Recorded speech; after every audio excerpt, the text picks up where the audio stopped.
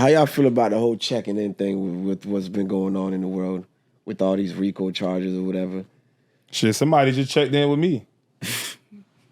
No, they did, but it's not like a check-in far as like this. It's levels to check-in.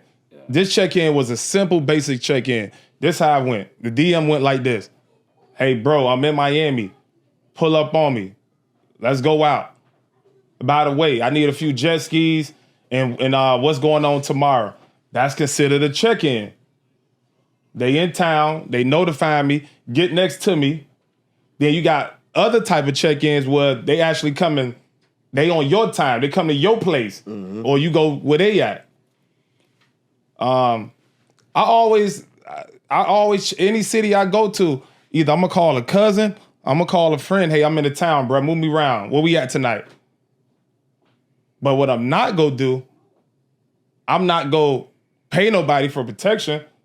But if I know I'm in somebody's city and they move me around, yeah, they go eat and drink on me. That's only right? Yeah. Yeah. No, for sure. Got all my jewelry on. They got their strap. You know, I think at a certain level, you just gotta pay for security, bro. It's just the smart thing to do at a certain level. When you say pay for security, what kind of security? Not street security, real security. Real security. Oh, yeah, for sure. Yeah, like, just be smart about the situation. Yeah, that shit don't work in LA, that real security, boy. Yeah, it does. Shit, yeah. I don't want to hear that. I'm going real police. Yeah, I ain't gonna lie, I don't want to hear that. It does. I'm riding with real police. Because it's some real security teams out here, bro. Shit, them niggas. It's some real security teams out here, bro. Nah, you right, bro. You know why? I'm gonna tell you a story. Go ahead, though. When Lil Baby booked my van, back in the days, they moved right. They got off the plane with straps. Yeah. Soon we got on 95. Get in the left lane. Don't stop. Get in the left lane. Don't stop. I ain't even hear no niggas talking like that. Bro. They moving militant, bro. Yeah. And shit. Even when we have artists here and they pull up to the club, security go in first. Look at the section, see who next to the section, scan the perimeter, and then the motherfucker come in and sit down. You gotta move smart when you a high value person. That's just what comes with it. I tell you feel what, me? nigga, we hit it, nigga. That's how we moving. Period. Like, you spend that bread. It's just what makes sense. Bless hired my first security team. Oh yeah. I was a boss at 18. You feel me? Yeah, it's true. Well, hand on my shoulder, flashlight out. Watch out, back up. Hey, I've been telling you, we gotta talk later, but I introduced Spider to one of our security and Tussies. Oh yeah, fact. And we're gonna have a talk about that. Well, let me see. Go ahead, Liv. Well, for me, I don't think I need to check in nowhere I go. Nowhere around the world I need to check in, because one thing about me, I'm very respectful. No matter where I go, I could live in a hood. I could go anywhere, because one thing I'm not gonna do, I'm not finna go in nobody's hood and outshine nobody. I'm a blend in. I'm a vibe the way you vibing. Like, I see a lot of niggas go in different hoods. Like, let's say I'm not finna fly to LA and go show off with all my jewelry. That don't make no damn sense. Yeah. Right. First thing you need to do, you need to get there, find out what's the code, what everybody moving, how everybody moving. That's how you move. You get what I'm saying? Like, I seen people in Colombia. I went to Colombia with my wife, and it was a Spanish dude that got robbed right in front of the hotel, right where we were staying at, because he had a big Cuban link on. But you gotta understand, this is a third world country. You can't have people starving and you walking around here with big ass chains around your neck. You gotta know how to move everywhere you go. I done been to prison. I think respect is key to every anywhere. I done been to prison. First thing I did, I walked in prison. I need a prison story before you get out of here too. Yeah, I got you, dog. Yeah, I done when I walked in prison, walked around, looked around, see how everybody. I spoke this. Hey man, how everything working around here? That's what you got to do. You got to find out how everybody moving. You just can't come and stand out like oh, this is gonna be what I do now. You got to move how everybody else moving. You was Zoe, right? Yeah. Let me ask you something. When you went in, what car you was in? You was with the Haitians or the like the blacks? How that went for you? Okay, when you get to prison, once you leave South Florida, everybody that's black sticks together. It ain't no Haitian black, none. It ain't no Haitian American. Everybody stick together. Now, when you get up to the prison, everybody is one, but like you'll have a little group of Americans here, Haitians here, but it's all one side. Yeah, okay. You know what I mean? Okay. So all the blacks in one all car, the blacks is in one side. But you got cliques amongst you got the actual... cliques. You got different cliques. Like you'll have the Americans here, the Jamaican here, the Spanish, everybody. But when shit pop off, it's black against everybody else. So the Haitians, Jamaicans, everybody riding. Everybody riding. Once it's black, everybody riding. Now, don't get me wrong now. Haitians, Jamaican, they might have a little beef amongst each other. Yeah. But once shit pop off, it's us against everybody else. So if the Hispanics or the whites want pressure, Jamaicans and Haitians, they get together. It's not even about Haitians or it's black. Black in general. It's black in general. Yeah, okay, so what about the Muslims? Say the Muslims some black and white. They gonna turn against their Muslim brothers that's white? It depends on however they feel. But I know one thing.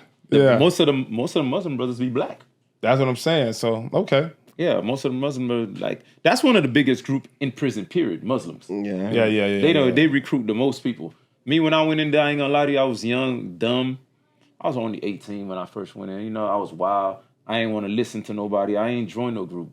First, they thought I was a Rastafarian because I had dreads. And then niggas saw me eating pork, got mad at me. He told me I can't be a Rasta. I said, I was never a Rasta. How you gonna kick me out of something I was never in? So it was like, and then I went to the Muslims. I'm not gonna lie to you, I sat there and went through every religion in there. Oh, okay. I learned about every Bless. No, I always tell Bless that I know what every religion got in it. So what did you take from, I guess, in the end, once you actually ran through all those religions? I took that they all have different belief, but the same God. They just have different ways they think about it. But one thing I can tell you, there's just some of them that's more disciplined, and I like they discipline. And the Muslims which probably one was the most right? disciplined? The most disciplined was the Muslims. Was the most disciplined in the there's the Buddhas. The Buddhas? The Buddhas are crazy. Like let me rephrase it. They're the most disciplined than the Muslim. Because these motherfuckers would literally go days without eating, without drinking. And they'll do a whole day just meditating. Like, don't move, don't do nothing. Like, that takes a lot of discipline. Yeah, you don't want to mess with that type of energy. Yeah. Bitch will kill you like this. Don't even touch you. You like straight up energy. But I'm glad you survived that though, bro. Yeah. I had to, man. You made it out. I mean, you stood on business, boy. Yeah, I had to, cause I You had a square business, boy. I had a daughter to come out to. Yeah. I had to make sure I come out to her, man. But if it wasn't for her, I don't think I would have been out. Cause that shit is like, it's easy to get in trouble. It's easy to go in, and it's easy never to come back out. Yeah, cause once you fuck around and kill somebody, that's another 10, 15 years. But you gotta understand, killing is like, people look at killing and they look at the movies as by stabbing. That's not all killing is about. There's a lot of ways you kill somebody in there, man. You got goddamn niggas putting socks. They putting batteries in socks. Okay. They putting lockers in socks. Okay. There's a lot of ways you kill people in there, man. That shit is real. What's your most memorable story from when you were in prison? My most memorable story. Like what stands out to you the most? Whether it was good, bad, like what's a prison story or a scenario that took place that's just always on the forefront of your mind whenever you think about the time you were in prison? The time I had to do 6 months in a hole. What you had to go in the hole for? I had just got out the hole. For arguing with an officer. Okay. But I already knew he had something against me. So I was walking back my first day, like back in the dorm, and he walked up to me. He not even in my dorm. He just came in my dorm to fuck with me. And I was like, damn, I ain't much think at the moment. I just swung on him. Like without even, I had no shirt on. You're not supposed to be walking around the dorm with no shirt. But I was going in the shower. And he was like, why you got no shirt on? I'm like, man, this ain't even your dorm. What you doing in here? And he started walking towards me. Off rip, I just swung on him. Oh, boy, you square business, boy. Yeah, I just swung on him. So when that hand hit left, my mind said, you fucked up. But I already knew I couldn't take it back. So I just kept, me and him just went at it. So I ended up getting 6 months in a hole. I know they beat you bad, boy. Nah, they really didn't. No? The reason they didn't is because I had an officer named Slim that was in a unit. He was cool as hell. He was a young nigga. And he knew what that officer came to do. Yeah. So before the Doom Squad came in, he already had put me in a room and locked me up. Yeah. So by the time they got there, he was like, yeah, he already handcuffed. So he walked me to the hole. Because he knew if he didn't walk me to the hole, they would have fucked me up. But the reason that moment stood out to me the most, because that's the moment that changed my life. That's when I stopped eating meat. I started fasting. And that's when I realized, like I said before in the other podcast, I realized if I don't change my ways, I'm never getting out of prison. Because I was only in for 5 years. Yeah. No one really maxed out for 5 years in the feds. You end up doing like 2.5 years. I end up doing 4 years and 10 months. Damn. Because I maxed out doing dumb shit. But after you hit the officer, them boys gave you a little more respect, huh? Yeah, Or I already had the respect. I already had the respect because once you hit an officer, like you'll do anything. Like, no. Let me tell you why. You took it there, like I already had the respect because, like I said, I came in as a young nigga. I didn't care. Yeah. I just came like, if you the bad guy, I'm coming at you. Okay. Because I was going crazy. So, because remember, I was facing a lot of time. I was blessed to get the 5 years. And even with me getting the 5 years, I didn't even realize how much blessing I had. You know what I mean? I'm still thinking dumb. Like, it's only 5 years, I could do that. But the reason that I had the most rank in there is because I was the head cook. Oh. Because what happened is one of my good homeboys, he saw me getting in so much trouble. He like, you know what? Let me put you in the kitchen.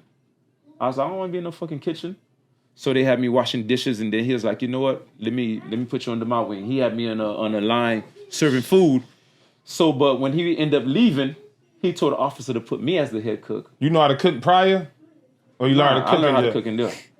I learned how to cook. I knew how to cook, but what ended up happening by being a head cook, you automatically become the man in prison. Hell yeah, man. Because guess what? Everybody in this room, whatever you need, you got to go through me. You got to go through me. If you need onions, if you need eggs, whatever you need, you got to go through me. So I was already the man before I hit the officer. Yeah. That just like made me even bigger when I came out. You know what I mean? But I ain't gonna lie to you, man.